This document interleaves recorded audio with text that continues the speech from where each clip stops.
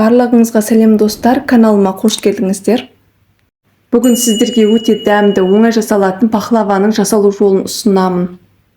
Мерекелік дастарханға, қадірлі қонақтарыңызға ұялмай ұсынуға болады. Алғашқы рет жасағаннан сәтті шығады.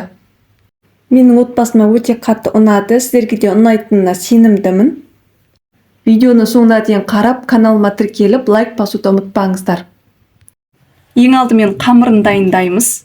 Бізге керекті заттардың барлығын видеоның астына описанияға жазып қалдырамын. Ыдысымызға жұмыртқаның сарысын саламыз. Оның үстіне ерітілген сары майды құямыз. Сонан соң қантты саламыз. Қаймақты саламыз. Тұз бен ас содасын саламыз. Барлығын жақсылап араластырамыз. Алдын ала електен өткізілген ұнды аз-аздан сала отырып, қолға жабыспайтын жұмсақ қамыр илейміз. Бастапқы кезде силиконды лопаткамен араластырамын, сонан соң қолмен илеймін. Дайын болған қамырды тоңазытқышқа 1 сағатқа салып қоямыз. Ал біз әзірге салмасын дайындаймыз. Ең алдымен ыдысымызға жұмыртқаның ағын құямыз. Ақ түске енгенше миксермен шайқаймыз. Сонан соң қантты аз-аздан сала отырып миксерлейміз. Бізде ақ түсті формасын жақсы ұстайтын қою массамыз дайын. Ендігі кезекте жаңғақты ұсақтап аламыз. Келесі кезекте ұсақталған жаңғақпен қою массаны араластырамыз. Салмамыз дайын. Сонан соң тоңазытқыштағы қамырды алып 8 бөлікке бөлеміз.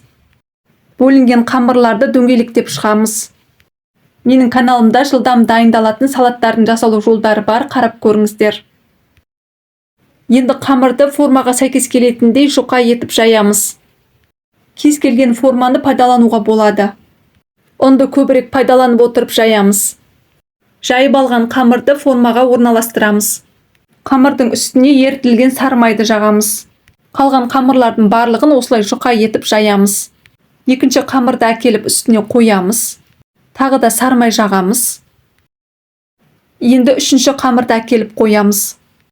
Сары май жағамыз. Енді дайын тұрған салманы 5-ке бөліп, 1 бөлігін қамырдың үстіне саламыз. Барлық жеріне жететіндей етіп жайып шығамыз. Сонан соң келесі қамырды орналастырамыз. Сары май жағамыз. Дайын тұрған салманы саламыз. Барлығын дәл осылай қайталап шығамыз. Ең алдымен қамырды саламыз, сонан соң сары майды жағамыз, сосын салмасын саламыз. Мінекей барлығын формаға салып дайындап алдым. Қамырдың үстіне жұмыртқаның сарысын жағамыз. Сонан соң видеодағыдай қамырды кесіп шығамыз. Қамырды кесетін кезде пышақты тазалап отырсаңыздар жақсы кесіледі.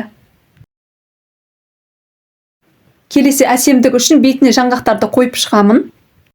Алдын ала қызып тұрған пеште 160 градуста 40-45 минут пісіреміз.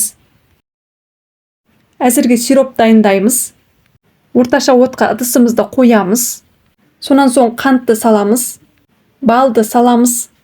Суды құямыз. Барлығын жақсылап араластырамыз.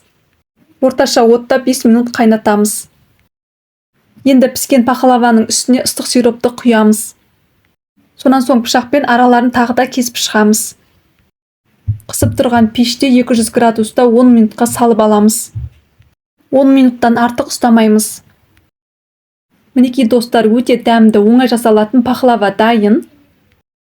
Менің отбасыма өте қатты ұнады, сіздерге де ұнайтынына сенімдімін. Кез келген мерекелік дастарханға, қадірлі қонақтарыңызға ұялмай ұсынуға болады. Дастарханыңыздың сәнін ашатын пахлаваны сізді жасап көріңіз. Осы видео ұнаса достар, каналыма тіркеліп, лайк басуды ұмытпаңыздар. Сіздермен болған Ақшолпан.